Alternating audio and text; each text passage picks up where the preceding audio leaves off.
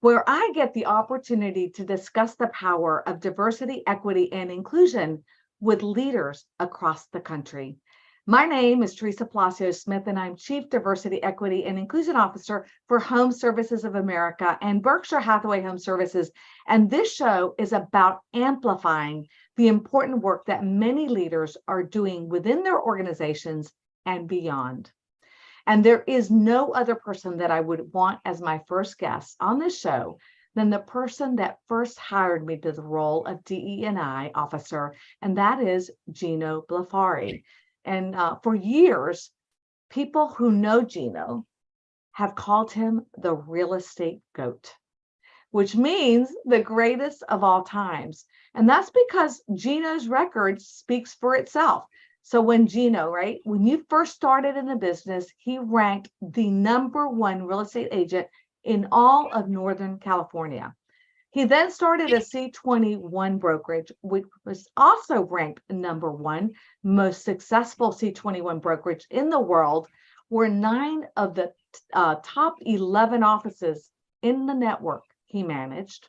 He then started Intero, which became one of the 6 largest real estate brokerages in North America, at which point he was approached by Berkshire Hathaway, which said, "Hey, let me buy your company so you can now become the CEO of HSF Affiliates," which is the franchise arm of Berkshire Hathaway Home Services.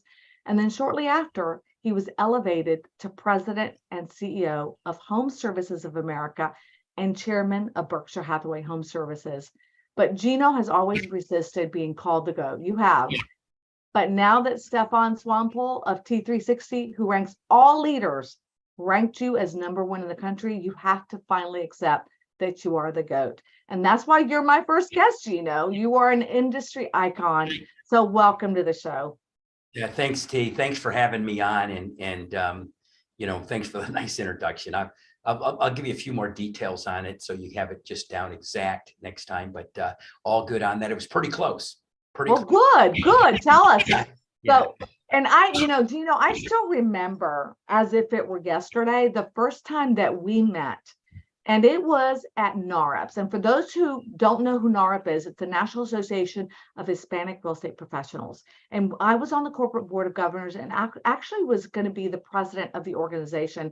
And you had just joined HSF Affiliates as president and CEO. And that, again, the Berkshire Home Services franchise brand. And this was back in 2014.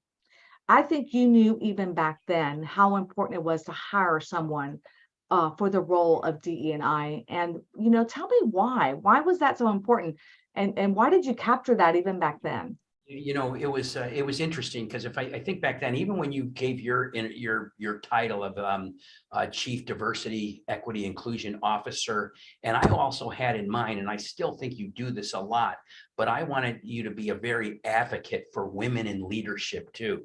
Like maybe that makes your title too long, but that's how I always look at you, as diversity, equity, inclusion, and women in leadership as a C-level executive now with our firm there. But initially I thought of the position of the role that would be more external than internal, because at the time it wasn't really even popular being internal. But I had attended NAREP, I had attended ARIA, I had attended the different VA rep, LGBTQ, all of the different ones. And I would obviously saw you, even though I first met you at it was NAREP, right? NAREP, yeah, that was it.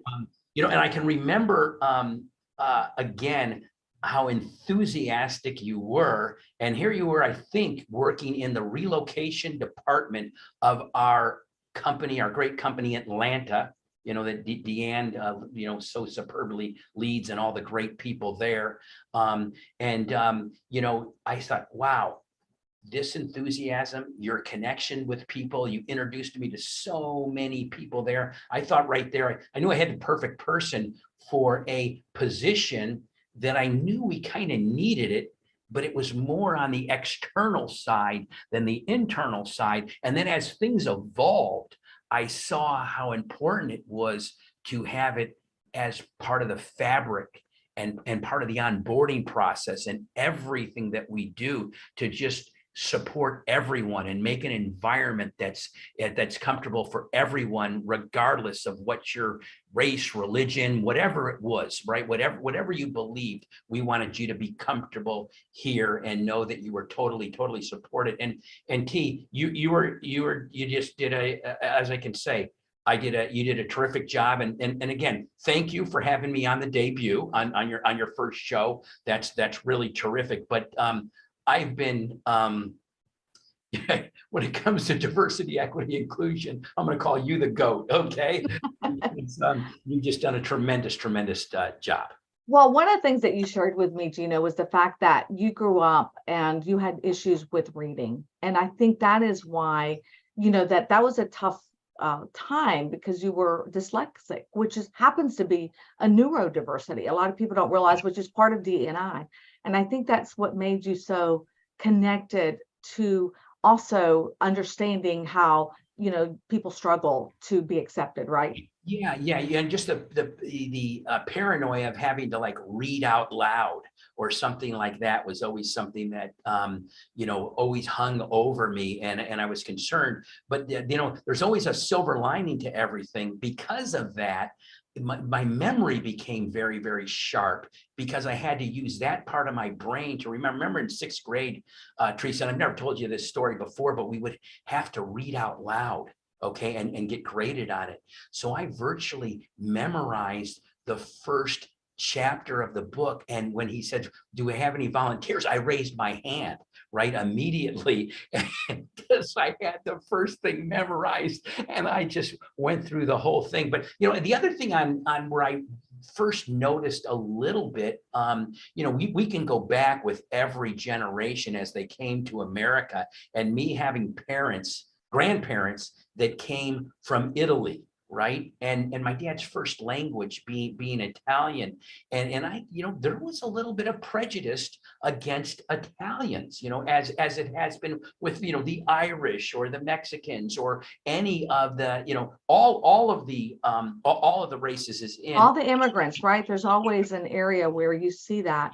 And I feel because of that, you've always had that acceptance as well. Yeah, I remember, I think it was in second grade, and being, Italian, so I have an olive skin, and then being out in the sun all the time. There was this one Mexican kid, Richard Ortiz, and myself, and I can remember, and everybody else, blonde hair, blue eyes, where I grew up there in Silicon Valley, right? One black person in the entire school, one Asian person in the entire, right? And, maybe one Mexican person in the entire school. But in any case, I can remember the teacher saying, maybe they called me Gene at the time, maybe Gene and Richard, because they're little brownies, but, made some comment that I kind of, till this day, I kind of remembered, right? So I think that, and then, growing up here in the Bay Area, Willie Mays, a wonderful black player, was my idol. I just had that natural support for the underdog too. Right. I love that, Gino. And one of my favorite things that I share with so many groups that I speak to, because I think it's really the connectivity that we have with people that might be different, right? That you always do are the interview questions. And I share that when I talk on stage, when I talk to other people, how really critical those interview questions are, because they are also a way to connect with people that you don't know very well. And you do that with our teams, and that you find commonality with others. Tell me more about how you came up with those questions. Sure. And there's 18, right? Yeah, 18. I call them 18, and we call them inner, and not interview, but inner, INNER, interview, which I know you know that, but they're interview questions. And it's interesting things is one of the things over time of studying championship teams and sports and things like that, I found out that the closer they were together, the more connected they were, the better they played. You're playing for the guy next to you or the gal next to you, right? You're trying to get better. And I wish I could say I actually created those questions. In I believe early in my career, I took a Dale Carnegie course. Okay. And in that course, as part of that course, actually an extension of that course, because so funny thing is, I took the same Dale Carnegie course that Warren Buffett took. Right. I remember looking in Warren's office and all the different things that he could have on his wall. And he had that certificate of this Dale Carnegie course. And I had the certificate of the same Dale Carnegie course, but in one of those supplemental courses, they taught you the how to connect with people and to get to actually know them. And so it was 18 questions. What do you do? How did you get started? Where are you originally from? What's your current family situation? What was your family situation growing up? What else do you besides work? Were you active in school? Give me a memory from your childhood. Look at your life as a radar scope. There'll be highs, there'll be lows. Give me one of the highs. What does that tell you about yourself? Give me one of the lows, which can be very emotional. And of course, when you're meeting with people, you can feel the ones that may not be comfortable to ask. And even if you're going through that, I don't say I'm going to ask you 18 questions. They just kind of flow, but I always let them know, if something's ever uncomfortable, you don't answer it. You do whatever you want. But things like, what advice would you give a young person? How do you want to be remembered, your legacy, those types of things. What does the future hold for you? It's so funny. I'll do that. We do that with all of our CEOs, and we've done it together, you and I, right? And I know We have. You get to know your teammates so well. I think that's really and you find the connection. And I think that's what's really important, especially in the D&I space. And another thing that I love is your blog. And I have actually, I know you've been writing it for several years. It has a huge following.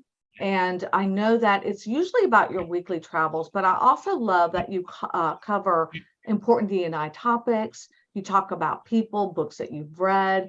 Tell me a little bit about why is that one important to you? We'll jump to that. I just wanted to finish one more point on, I remember doing the 18 questions with you and you saying, what does the future hold for you? And I said, grandkids. And I could, it moved your paradigm because we were thinking that was going to be all business. That it says, what is the future hold for you? I go, grandkids. Of course, none of the girls are married yet, but that's what my future is there. So getting back to the blog, specifically, what was your? So how did you get started with the blog, and why, you cover topics?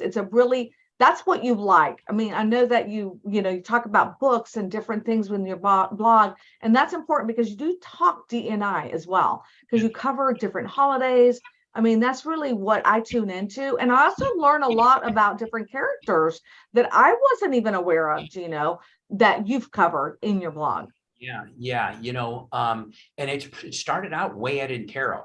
Okay. And I wanted to have a way where I was adding value, and I was the CEO of Intero. So it would naturally be leadership and was trying to be always adding value every week. And it also is just in business, in the real estate business, you have to find a way to stay in regular contact with people. And that's why that's how the blog kind of like came about. And then it evolved over time. And then when I became part of HomeServices, HSF, the franchise group. And my main job and my highest and best use still to this day, like yours, is sometimes being on the road and be in front of people that we can help, right? We help people achieve their goals faster than they would in our absence, right? That's what you do. That's what I do. And the blog was a great way to say, this week, my travels found me in Las Vegas for such and such, and then to Dallas, then to here, then to there. So it was a way for people to see, who I was going. I had a great way of being able to make that trip part of the blog too, because we usually do a picture of where I was at, and then the blog was whatever topic happened to be, whatever was going on. Like, you won't know it, but when tomorrow, when my blog comes out, it's Steph Curry, because Steph Curry, leadership lessons from Steph Curry, but because he has gotten so much publicity when he won that little golf tournament and made the hole-in-one,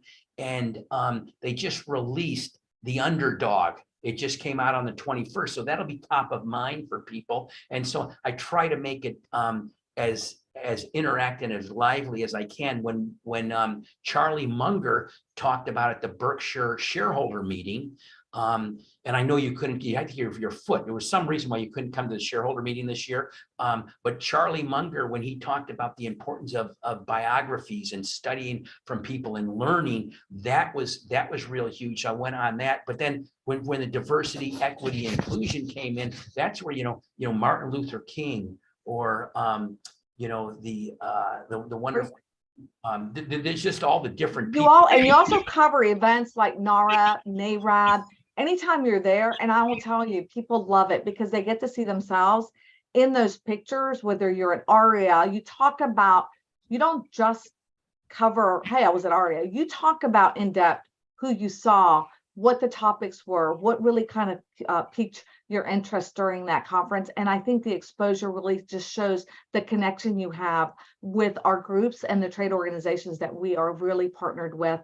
And one of the things that we started this year, Gino, that I'm so proud of, and I'm so happy because you always show up, and that's our Diversity Meets platform. And that's we use that to advance DE&I initiatives across the many companies that we operate, and we always meet monthly. So for those that are not familiar with this, we have guests that come in, and you have made it a priority to join these calls yourself.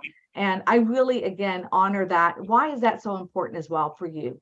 One of the things, if you ask me what's the most important thing or thing that we can do to help people become more diverse and more accepting of everything, and that's really just exposure to it, right? Just that exposure to it. And that is a huge reason.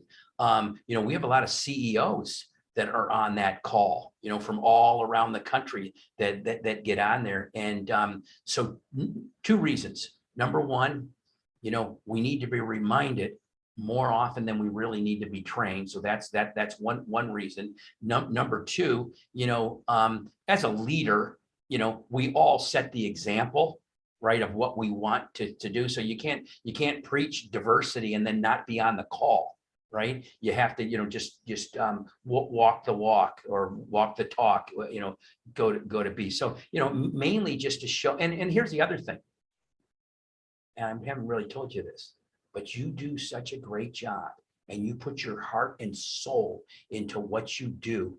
I am there really to support you. Okay. It's a great cause and it's important, but when you have someone, okay, that does extraordinary things, okay, to me, you recognize that.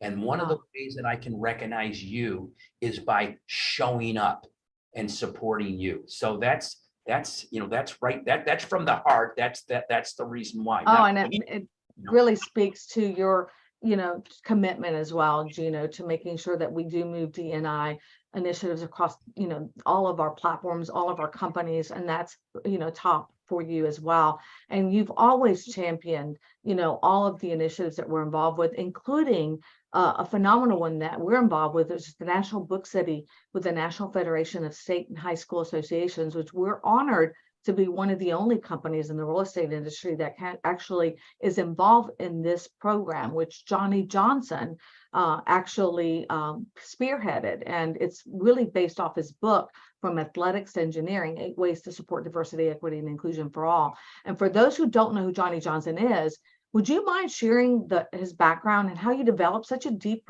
friendship, and why is supporting this big initiative that connects us on a national scale so important in the D&I space as well, Gino? Yeah. So first, let me just start out with the wonderful human being that Johnny Johnson is, and it was sometime back at Intero, and I don't know specifically what he was doing, but my history with Dwight Clark, the catch, and my, one of my very, very best friends, and Ronnie Lott and the whole 49er group as being a huge fan. And so I was first attracted to Johnny because he was a first round draft pick out of Texas to the Rams, who was the Rams were a rival at the time of the 49ers, right? So I followed Johnny through that. And, I'm not sure if it was 10 or 11 years in the NFL, which is a very hard thing. I think the average span in the NFL is maybe 3 years, besides it being almost impossible to get there. But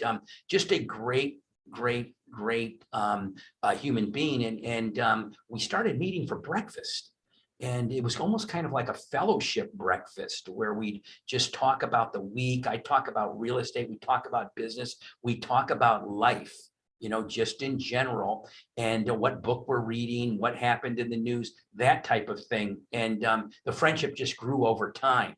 Now, he's always been, very, very much interested in diversity, equity, inclusion. Of course, he wrote the book.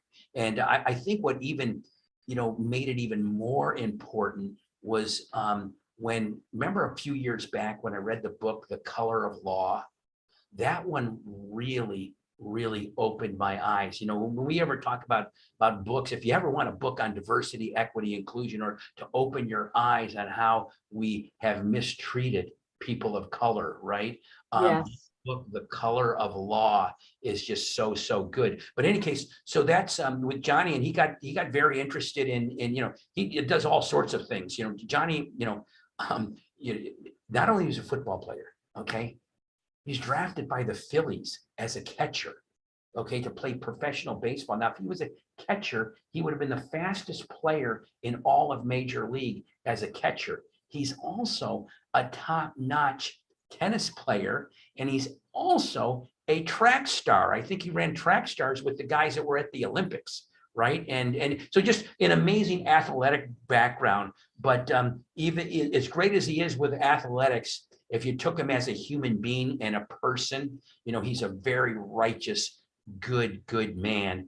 And I get I'm happy. Again, just like yourself, you're happy to support people when you see them doing extraordinary things. You want to recognize that. And he is. I mean, he's done. I didn't know that about him, so I'll have to just let him know. I learned something new about Johnny's background. And again, that's a really important project that we're involved with. And I think it's even going to have some great even following through the NFL. So we'll see. Stay tuned. So I know that one of the things that you do so well is that you engage a lot of our, your direct reports, the company, to participate in initiatives in our organization. And, tell me, why is that so important as well? And you kind of talked about it earlier, but I think we really kind of want to pin down how important it is for our leaders in our organizations. I'm going to keep going back to its exposure. I think people are basically good, and sometimes they just don't understand everything. And like the training you did at home with diversity training, which was a NAR course, right? And we had everyone on our leadership team on the unbiased, Unconscious bias, implicit bias. Yeah, the unconscious bias training. That's just making people aware. I mean, it opened my eyes to different things. And then what happens is it opens your eyes and you notice everywhere else. We happen to notice, like I can remember saying at one of the things that we were doing back in the old days on some sort of promotion way back in the early days of Berkshire, Hathaway, HomeServices, the brand, says, well, hey, that's not a very diverse picture that you have out there. And they're like, come on, Gino, get with it. You know what I mean? But just because you're aware, and now you make everyone aware, right? Exactly. Even in the hiring that you do, that's really critical. And also in a lot of the self-ID campaigns that we run at the organization, I think that's, that's absolutely critical. And you lead by example, which is the most important part of it, Gino.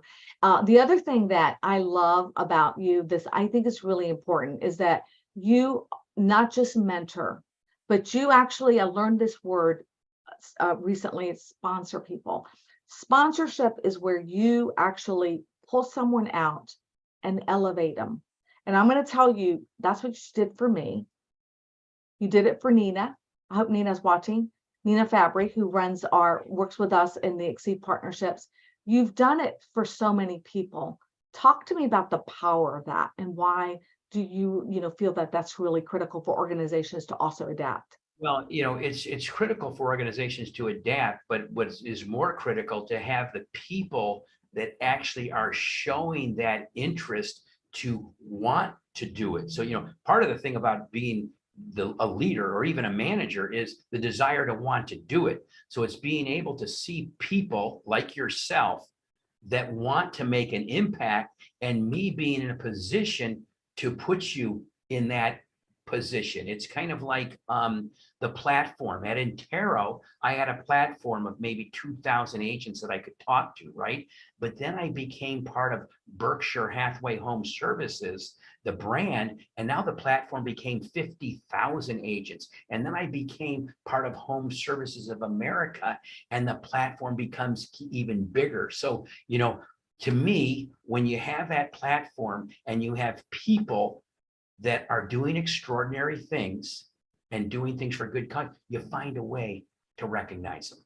Well, and I'm telling you, because I can give example of so many leaders that you've elevated that you realize, wow, they're here, but I know that I see them. I see what they're doing. I see what they're capable of. And you put me in a situation where I didn't know what I was doing. So I just have to thank you, because you gave me, you had confidence in me even when I didn't have it in myself. And that's really what has taken me to the level where I am today. I really feel that you are the wind behind my wings, or under my wings, because you really do that for so many of us. And I think leaders need to do that and recognize it, not just mentor, because I think mentorship's great, but I think when you say, and you said it best, I'm the leader, I can make things happen. I can make change happen. I'm going to do it because I see it. And I think that, is something that I just want to make sure you understand how important it is for others to do as well. One of the things too that I love about you, that you taught me, which I'm not very good at, so I am now more of an audible reader, is books. And you kind of recommended The Color of Law. And I think that, to me, you actually told me about the book. I didn't tell you about the book. Yeah, I got it through all of HomeServices. I forget where I saw it, and I went out and I listened to it, and had such an impact on me. And it probably, I'm having breakfast. So I told Johnny about the book too, but I'm having breakfast, and we're talking about these different topics. And a terrible thing happened in Minnesota. I mean, it started to, things started to happen. Well, one of the things too that another book that you love, and I talk about it a lot, which I didn't like the book at all. I don't follow those kind of books. It's the 4 Disciplines of Execution, the 4DX. Mhm. That book was really kind of altering for you, because it, I think, changed your company, the way you actually look at companies, the way you set goals within our own company, the way I do it myself. It really has impacted a lot of people. That's a book that you kind of recommend to a lot of people, right? Yeah, I do recommend that one a lot. The really, in the 80s, I read a book, The Game of Business, which is really the same as they didn't call it the exact same things, but it was very much like the 4 Disciplines of Execution. And when the 4 Disciplines of Execution took this stuff and made it really, really simple, and it really came from, understanding that a system can bring results, and talent will exploit the system. And it started out with me watching, again, being a football fan, Bill Walsh taking these quarterbacks, 12 different ones, and when he put them into his system, which he calls the West Coast offense, right? Put them in that system, they suddenly played better than they ever had before. And I thought, wow, if we could have a system where I could make an agent or a manager or a CEO, and the 4 disciplines of execution. See, all leaders, everybody has this crazy strategy. They teach it in school and strategy. Everybody has a problem executing. And the 4 disciplines of execution is not based on strategy. It's executing. So it's basically focus, leverage, engagement, and accountability. So you focus on 1, 2, maybe the most important things, because it's important to say no to good ideas. So you focus on the best ideas, right? So that's discipline 1, which is so important. And we can use that to drive diversity, equity, inclusion, right? Focus. The next one is leverage, lead measures. What do I need to do to get to that goal? And that's make awareness, have the diversity courses, right? Have the on bias, have the training, have all of these things. So it's leverage. What 1, 2 things I can do that's going to get me to that WIG, right? To that wildly important goal. The third one is the discipline of engagement. And that's everybody got to know how well they're doing. That's why we keep score on how are we doing in hiring diverse people. I see a scorecard on how we're doing at diverse because that drives engagement, right? And then the last one is accountability and creating that cadence. And that's why with you, with every CEO, with every department head on Monday, I have a call with everyone, right? And that's that cadence. And it should be done minimally weekly, okay? Daily would be better, if you had your own little group, but minimally weekly where you're saying, here's what I committed to do last week, whether I did it or didn't. Here's what I'm going to do this week. Here's the lead measures that I'm going to do I'm going to commit you to get to that, right? And then, because we're a culture of improvement, we always ended on what am I doing to improve? So I'm better this week than last week. And that's been great. Look at Ray Mesa's down, 100 pounds just from pretty much having an improvement thing every week. Yeah, and it's something that when I first came on board, I'll be honest with you, I really resisted. And I know a lot of people are like, oh, what's this about?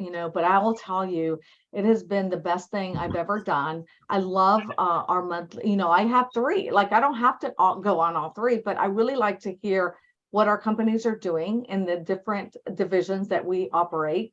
And then also I like providing that, okay, this is what I have to do this week. It makes you really realize what's important that you have to get done, those 3 wildly important goals. And then you don't want to come and tell you, Gino, that I didn't do them, because you'll tell. Yes, and you don't, but you also, I want you to be making the commitment to your team. Yes. Okay? And to take it seriously. Like we have some people say, oh, I committed to finishing this and I just didn't do it, like it's okay. Well, then you shouldn't have made the commitment, if you said you're going to do it, you need to do it. Otherwise, make less of a commitment.